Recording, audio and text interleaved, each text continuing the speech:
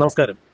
2026 April മാസത്തിൽ നടക്കാനിരിക്കുന്ന നിയമസഭാ തെരഞ്ഞെടുപ്പിൽ 110 സീറ്റ് നേടി അധികാരത്തിൽ വരും എന്ന് ഇടതുപക്ഷ ജനാധിപത്യ മുന്നണിയും മുഖ്യമന്ത്രി പിണറായി വിജയനുമെല്ലാം വീമ്പിളക്കുമ്പോൾ ഇടതുപക്ഷത്തിന്റെ ചുവന്ന കോട്ട എന്ന് വിശേഷിപ്പിക്കപ്പെടുന്ന, എപ്പോഴും വിപ്ലവത്തിന്റെ ചുവന്ന വാകകൾ മാത്രം പൂത്തു നിൽക്കുന്ന കണ്ണൂർ ചെങ്കോട്ട എന്ന് വിശേഷിപ്പിക്കുന്ന ഇടത്ത് പോലും പിണറായി വിജയന്റെയും CPM-ന്റെയും സ്ഥിതിഗതി പരിങ്ങലിലാകുന്നു എന്ന് തന്നെയാണ് ഇപ്പോൾ പുറത്തുവരുന്ന വാർത്തകൾ സൂചിപ്പിക്കുന്നത്.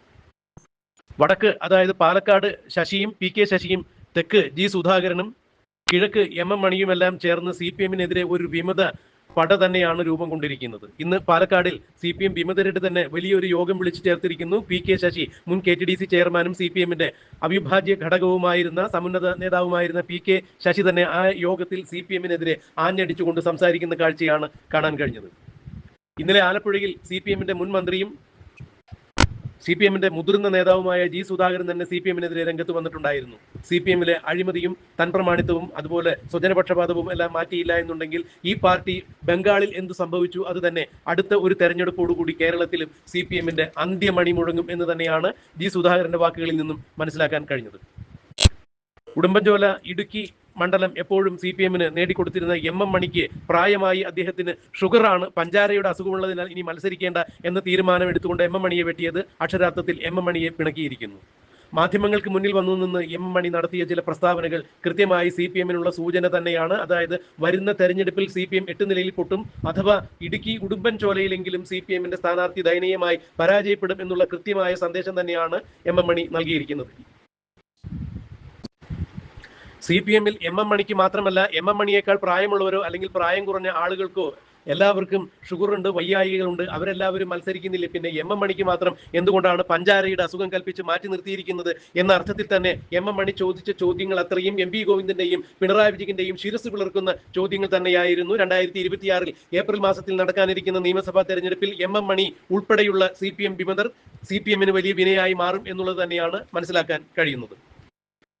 ഏതായാലും PK ശശി CPM-ന്റെ അടിവേരിളക്കിക്കൊണ്ട് തന്നെയാണ് CPM-ൽ നിന്നും പുറത്തു പോയിരിക്കുന്നത്. അഥവാ ഇപ്പോൾ PK ശശിയെ പുറത്താക്കിക്കൊണ്ട് CPM-ന്റെ തിട്ടൂരം ഇറങ്ങിയിരിക്കുന്നു. ഇത് ശശി പ്രതീക്ഷിച്ച് തന്നെയാണ്. ശശിയെ സംബന്ധിച്ചിടത്തോളം ഏറ്റവും ഉചിതമായ സമയത്ത് തന്നെയാണ് CPM-ൽ നിന്നും ഇങ്ങനെയൊരു പുറത്താക്കൽ തീരുമാനം ഉണ്ടായിരിക്കുന്നത്. കഴിഞ്ഞ 2 വർഷക്കാലമായി PK ശശി CPM-മായി ഇടഞ്ഞു നിൽക്കുകയായിരുന്നു. എന്നാൽ ഇപ്പോൾ മാത്രമാണ് PK ശശിയുടെ കാര്യത്തിൽ ഒരു അച്ചടക്ക നടപടി പാർട്ടി സ്വീകരിച്ചിരിക്കുന്നത്. ഇത് കൃത്യമായ സമയത്ത് തന്നെയാണ്. അതായത് രോഗി ഇച്ഛിച്ചതും വൈദ്യൻ കൽപ്പിച്ചതും പാല് എന്ന് പറയുന്ന പോലെ തന്നെയായി പോയി ഇപ്പോൾ CPM-ന്റെ ഈ നടപടി. കാരണം CPM-ൽ നിന്നും പുറത്താക്കിയ PK ശശിക്ക് ഇനി സ്വതന്ത്രനായോ അല്ലെങ്കിൽ മറ്റേതെങ്കിലും രാഷ്ട്രീയ പാർട്ടികളുടെ പിന്തുണയോടുകൂടി പാലക്കാട് നിന്ന് മത്സരിക്കാൻ സാധിക്കും. പാലക്കാട് CPM-ന് മുച്ചൂട് മുടിക്കാൻ PK ശശിക്ക് ആവും എന്നുള്ളത് പിണറായി വിജയന്റെ ഉറക്കം കെടുത്തുന്നു. അഥവാ 3.0 ആവർത്തിച്ച് വീണ്ടും തുടർഭരണം നേടാം എന്നുള്ള ആ ഒരു സ്വപ്നത്തിന് മങ്ങലേൽക്കുകയാണ്. ഇപ്പോൾ PK ശശിയും G സുധാകരനും MM മണിയും തോമസ് ഐസക്കുമെല്ലാം ചേർന്ന ഒരു ലോബി CPM-നെതിരെ തിരിയുന്നു എന്നുള്ളത് പിണറായി വിജയനെ സംബന്ധിച്ചിടത്തോളം വലിയ തിരിച്ചടി തന്നെയാണ്. തോമസ് ഐസക്കിനെ ഒരു കാരണവശാലും പാർട്ടിയുടെ അധികാര കേന്ദ്രങ്ങളിലേക്ക് തിരിച്ചു കൊണ്ടുവരുവാനായി പിണറായിയേക്കാൾ ഉപരി അതിനുവേണ്ടി വിഘാതം നിൽക്കുന്നത്, അല്ലെങ്കിൽ തോമസ് ഐസക്ക് പാർട്ടിയുടെ അധികാര കേന്ദ്രങ്ങളിലേക്ക് തിരിച്ചു വരാതിരിക്കുന്നതിന് വേണ്ടി പിണറായിയേക്കാൾ കൂടുതൽ പണിയെടുക്കുന്നത് മന്ത്രി MP രാജേഷും ധനമന്ത്രി ബാലഗോപാലും വ്യവസായ വകുപ്പ് മന്ത്രി, നിയമവകുപ്പ് മന്ത്രി രാജീവും ചേർന്ന് തന്നെയാണ്. കാരണം ഇനി വരുന്ന 2026 നിയമസഭാ തെരഞ്ഞെടുപ്പിൽ ഭൂരിപക്ഷം നേടി ഏതെങ്കിലും കാരണവശാൽ പിണറായി വിജയൻ സർക്കാർ അധികാരത്തിൽ വന്നു കഴിഞ്ഞാൽ പിണറായി വിജയന് 100 കൂട്ടം കേസുകൾ, ലാവ്ലിൻ ഉൾപ്പെടെയുള്ള കേസുകളും ആരോഗ്യപരമായ പ്രശ്നങ്ങളും ഉള്ളതിനാൽ ഏതെങ്കിലും കാരണവശാൽ പിണറായി വിജയന് മുഖ്യമന്ത്രി സ്ഥാനത്ത് നിന്ന് മാറി നിൽക്കേണ്ടി വന്നു കഴിഞ്ഞാൽ കേന്ദ്ര കമ്മിറ്റി അംഗം എന്ന രീതിയിൽ തോമസ് ഐസക്ക് സഭയിലുണ്ടെങ്കിൽ പിന്നെ തോമസ് ഐസക്ക് ആയിരിക്കും മുഖ്യമന്ത്രി സ്ഥാനം അലങ്കരിക്കുക, സഭയെ നിയന്ത്രിക്കുക, മുന്നോട്ട് കൊണ്ടുപോകുക എന്നുള്ളതാണ്. രാജേഷിനും രാജീവിനും ബാലഗോപാലിനുമെല്ലാം കടുത്ത നീരസത്തിലേക്കും തോമസ് ഐസക്കിനെ മാറ്റി നിർത്തുവാനുള്ള നടപടിക്രമങ്ങളിലേക്കും മാറുവാനുള്ള കാരണം. ഇനിയിപ്പോൾ ഭരണം കിട്ടിയില്ല എന്നുണ്ടെങ്കിൽ തീർച്ചയായും പ്രതിപക്ഷ നേതാവിന്റെ സ്ഥാനത്ത് ആ കസേരയിൽ ഇരിക്കാൻ പിണറായി വിജയൻ ഒരു കാരണവശാലും തയ്യാറാവില്ല. അങ്ങനെയാണെങ്കിലും കേന്ദ്ര കമ്മിറ്റി അംഗം എന്ന രീതിയിൽ തീർച്ചയായും പ്രതിപക്ഷ സ്ഥാനത്തേക്ക് തോമസ് ഐസക്കിനെ ആയിരിക്കും പരിഗണിക്കുക. തോമസ് ഐസക്ക് ജയിച്ചു വന്നു കഴിഞ്ഞാൽ തോമസ് ഐസക്ക് ആയിരിക്കും LDF-നും, ഭരണം കിട്ടിയില്ലെങ്കിൽ പ്രതിപക്ഷ നേതാവ് എന്ന രീതിയിൽ തോമസ് ഐസക്ക് ആയിരിക്കും പ്രതിപക്ഷ നേതാവായി ഇരിക്കുക. അങ്ങനെയെങ്കിൽ വരുന്ന അടുത്ത തെരഞ്ഞെടുപ്പിൽ പ്രതിപക്ഷ നേതാവായ തോമസ് ഐസക്ക് ആയിരിക്കും പാർട്ടിയെ നയിക്കുക. മുഖ്യമന്ത്രി സ്ഥാനാർത്ഥിയായി അടുത്ത തെരഞ്ഞെടുപ്പിൽ തോമസ് ഐസക്കിനെ ഉയർത്തി കാണിക്കും. അത് MP രാജേഷിനും മുഖ്യമന്ത്രി കുപ്പായം സ്വപ്നം കണ്ടുകൊണ്ട് നടക്കുന്ന രാജീവിനും ധനമന്ത്രി ബാലഗോപാലിനുമെല്ലാം അത് വലിയ തിരിച്ചടിയായിരിക്കും. അതുകൊണ്ട് തോമസ് ഐസക്കിനെ മാറ്റി നിർത്തുന്നതിൽ പിണറായി വിജയനേക്കാൾ കൂടുതൽ അക്കാര്യത്തിൽ ജാഗ്രത കാണിക്കുന്നത് MP രാജേഷും ബാലഗോപാലും രാജീവും തന്നെയാണ് എന്നുള്ളതാണ് എടുത്തു പറയേണ്ട വസ്തുത. എന്നാൽ ഇതൊക്കെ വലിയ വസ്തുതകളായി സത്യാവസ്ഥകളായി നിലനിൽക്കുമ്പോഴും ചുവന്ന കോട്ട അല്ലെങ്കിൽ CPM-ന്റെ അടിയുറച്ച മണ്ഡലങ്ങൾ എന്ന് വിശേഷിപ്പിക്കുന്ന കണ്ണൂരിൽ പൊട്ടിത്തെറി ഉണ്ടായിരിക്കുന്നു എന്നുള്ളതാണ് CPM-ന് ഏറ്റവും വലിയ ബുദ്ധിമുട്ടായിരിക്കുന്നത്. അതായത് പയ്യന്നൂർ, കല്യാശ്ശേരി, മട്ടന്നൂർ, ധർമ്മടം, തളിപ്പറമ്പ് എന്നീ മണ്ഡലങ്ങൾ എപ്പോഴും ഇടതുപക്ഷത്തിന് ഭൂരിപക്ഷം കൊടുക്കുന്ന മണ്ഡലം തന്നെയായിരുന്നു. കഴിഞ്ഞ നിയമസഭാ തെരഞ്ഞെടുപ്പിൽ മട്ടന്നൂരിൽ നിന്ന് 60,000-ൽ പരം വോട്ടിന്റെ ഭൂരിപക്ഷത്തിനാണ് KK ശൈലജ ജയിച്ചു വന്നത്. ധർമ്മടത്ത് പിണറായി വിജയൻ 50,000-ൽ അധികം വോട്ടിന്റെ ഭൂരിപക്ഷത്തിനാണ് ജയിച്ചത്. ഇതുപോലെ പയ്യന്നൂരും കല്യാശ്ശേരിയും ധർമ്മടവും തളിപ്പറമ്പുമെല്ലാം CPM-ന്റെ ഉറച്ച മണ്ഡലങ്ങൾ ആണ് എന്നിരിക്കെ ഇപ്പോൾ നടന്നിരിക്കുന്ന അല്ലെങ്കിൽ ഇപ്പോൾ CPM നടത്തിയിരിക്കുന്ന സ്ഥാനാർത്ഥി നിർണയം ഈ മണ്ഡലങ്ങളും CPM-നെ കൈവിടും എന്ന രീതിയിൽ തന്നെയാണ് കാര്യങ്ങൾ മുന്നോട്ട് പോകുന്നത്. പയ്യന്നൂരിൽ കുട്ടിക്കൃഷ്ണൻ എന്ന് പറഞ്ഞാൽ ഉയർത്തിയ രക്തസാക്ഷി ഫണ്ട് വിവാദവുമായി ബന്ധപ്പെട്ട് ആ ഒരു വിഷയം പയ്യന്നൂരിൽ വിമതരെ സൃഷ്ടിച്ചിരിക്കുന്നു എന്നുള്ളതാണ് എടുത്തു പറയേണ്ട വസ്തുത. പയ്യന്നൂർ രക്തസാക്ഷി ഫണ്ട് തിരിമറി നടത്തിയ മധുസൂദനൻ തന്നെ വീണ്ടും CPM-ന്റെ സ്ഥാനാർത്ഥിയായി വരികയാണെങ്കിൽ കുഞ്ഞികൃഷ്ണൻ അതിന് CPM-ൽ മധുസൂദനെതിരെ മത്സരിക്കും എന്നുള്ള ഒരു വാർത്ത തന്നെയാണ് പുറത്തു വരുന്നത്. CPM-ന്റെ സ്ഥാനാർത്ഥി ആരാണ് എന്ന് നോക്കിയിട്ടായിരിക്കും മത്സരിക്കണോ വേണ്ടയോ എന്നുള്ളത് താൻ തീരുമാനിക്കുക എന്നാണ് കുട്ടിക്കൃഷ്ണൻ പറഞ്ഞിരിക്കുന്നത്. അപ്പോൾ പയ്യന്നൂർ മണ്ഡലത്തിന്റെ കാര്യം തീരുമാനമായിരിക്കുന്നു.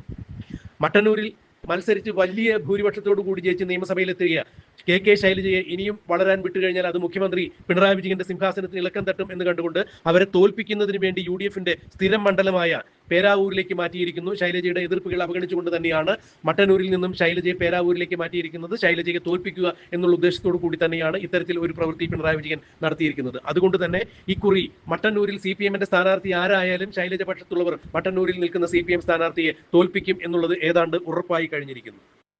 ധർമ്മടം മണ്ഡലത്തിൽ മുഖ്യമന്ത്രി പിണറായി വിജയൻ മത്സരിക്കുന്നതിന്റെ പേരിൽ കൂടുതൽ അവിടെ വിമത സ്ഥാനാർത്ഥികൾ, വിമത ശല്യങ്ങൾ ഉണ്ടായിട്ടില്ല എന്നുള്ളത് ശരി തന്നെയാണ്. എന്നാൽ തളിപ്പറമ്പിൽ MP ഗോവിന്ദൻ, പാർട്ടി സെക്രട്ടറിയായ MP ഗോവിന്ദന്റെ ഭാര്യ PK ശ്യാമളയെ നിർത്തി വിജയിപ്പിക്കുവാനുള്ള തന്ത്രമാണ് പിണറായി കണ്ടെത്തിയിരിക്കുന്നത്. അതായത് പിണറായിക്ക് വേണ്ടി വിടുവേല ചെയ്യുന്ന, പിണറായി ഇരിക്കാൻ പറഞ്ഞാൽ കിടക്കുകയും കിടക്കാൻ പറഞ്ഞാൽ ഉരുളുകയും ചെയ്യുന്ന MP ഗോവിന്ദന് പ്രത്യുപകാര സ്മരണ എന്ന രീതിയിൽ MP ഗോവിന്ദന്റെ ഭാര്യയായ PK ശ്യാമളയെ CPM-ന്റെ ഉറച്ച മണ്ഡലമായ തളിപ്പറമ്പിൽ നിന്ന് വിജയിപ്പിക്കുവാനാണ് പിണറായി വിജയനും MP ഗോവിന്ദനും തീരുമാനിച്ചിരിക്കുന്നത്. ഇത് CPM-ലെ യഥാർത്ഥ കമ്മ്യൂണിസ്റ്റ് വിശ്വാസികളെ വ്രണപ്പെടുത്തിയിരിക്കുന്നു. ഒരു കാരണവശാലും തളിപ്പറമ്പിൽ ശ്യാമളയെ പോലെ ഒരു സ്ഥാനാർത്ഥിയെ നിർത്താൻ പാടില്ല എന്ന് ജില്ലാ നേതൃത്വം ആവശ്യപ്പെട്ടിട്ടും ആ നേതൃത്വത്തിന്റെ ആവശ്യങ്ങൾ അവഗണിച്ചുകൊണ്ട് തന്നെയാണ് സംസ്ഥാന നേതൃത്വം, അതായത് പിണറായി വിജയനും MP ഗോവിന്ദനും PK ശ്യാമളയെ ഇപ്പോൾ തളിപ്പറമ്പിൽ നിർത്തിയിരിക്കുന്നത്. അതുകൊണ്ട് തളിപ്പറമ്പിലെ കാര്യവും തീരുമാനമായിരിക്കുന്നു. ഇങ്ങനെ ആകെ മൊത്തം നോക്കിക്കഴിഞ്ഞാൽ CPM-ന് കേരളത്തിൽ 110 സീറ്റ് കിട്ടും എന്ന് പറയുന്ന സ്ഥലത്ത് 40 സീറ്റ് പോലും കിട്ടുമോ ഇല്ലയോ എന്നുള്ളതാണ് ഇപ്പോൾ രാഷ്ട്രീയ നിരീക്ഷകർ ചോദിക്കുന്നത്. എന്തായാലും പിണറായി വിജയൻ 2026